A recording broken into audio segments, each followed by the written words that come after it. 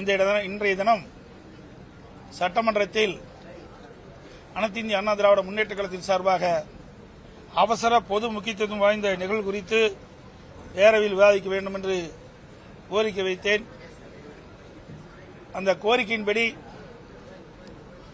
திருச்சி மாநகருக்கு உட்பட்ட உறையூர் பகுதி மண்டலம் 5 கீழ் வரும் 10வது வார்டில் முன்னப்பன் தெரு, பணிக்கன் தெரு, நெசவாளர் தெரு, காமாட்சியன் தெரு, கலையின் தெரு, லிங்க நகர் உட்பட்ட இடங்களில் கழிவுநீர் குடிநீரோடு கலந்து வந்த காரணத்தினால அங்கே இருக்கின்ற மக்கள், அந்த பகுதியில் இருக்கின்ற மக்கள் அந்த நீரை பருகிய காரணத்தினால் பல பேர் பாதிக்கப்பட்டிருக்கின்றனர். 4 பேர் உயிரிழந்திருக்கின்றார்கள். இது குறித்து அரசினுடைய கவனத்திற்கு நான் கொண்டு வந்தேன். மாண்புமிகு அமைச்சர் அவர்கள் குடிநீரில் கழிவுநீர் கலக்கவில்லை, அதனால் இறப்பில்லை என்ற விவரங்களை தெரிவித்தார். அதோடு இந்த கழிவுநீர் குடிநீர் கலந்த காரணத்தினால் சுமார் 15 நாட்களாக இந்த பகுதியில் இந்த நீரைத்தான் அந்த பகுதி மக்கள் குடித்து வந்திருக்கின்றார்கள். இது குறித்து அந்த பகுதியில் இருக்கின்ற மாநகராட்சி அதிகாரிகளிடத்திலும் தெரிவித்திருக்கின்றார்கள். கழிவுநீர் குடிநீரோடு கலந்து வருகிறது, இதை சரி செய்ய வேண்டும் என்று கோரிக்கை வைத்தும் மாநகராட்சி அதிகாரிகள் அதை கண்டுகொள்ளாத காரணத்தினால் இன்றைய தினம் 4 பேர் உயிர் நீத்திருக்கின்றார்கள். 50க்கும் மேற்பட்டவர்கள் மருத்துவமனையில் சேர்க்கப்பட்டு சிகிச்சை பெற்று வருகின்றார்கள். 5 பேர் அவசர சிகிச்சை பிரிவிலே சேர்க்கப்பட்டு சிகிச்சை பெற்று வருகிறார்கள். மாண்பு அமைச்சருடைய பதில்,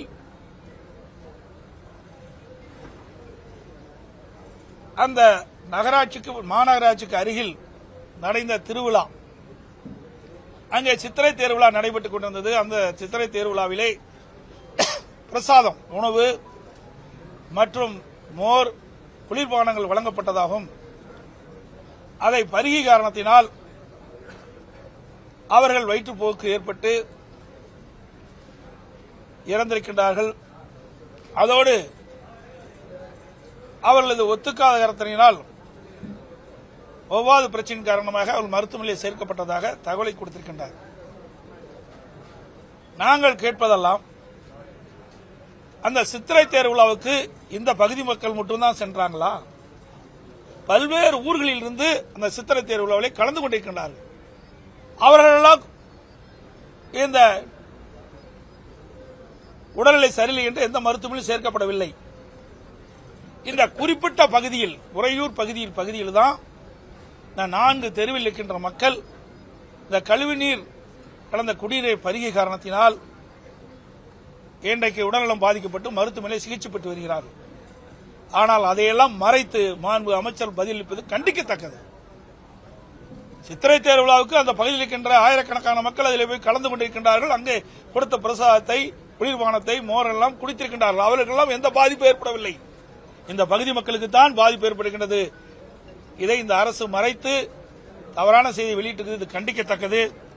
இதேபோல 2024ஆம் ஆண்டு 4ஆம் தேதி சென்னை பல்லாவரம் அடுத்த மலைமேடு பகுதியில் குடிநீர் கழிவுநீர் வந்து கலந்து வந்தனால 30 பேர் வாந்தி, திடீர் வயிற்றுப்போக்கு ஏற்பட்டு 3 பேர் இருந்தனர்.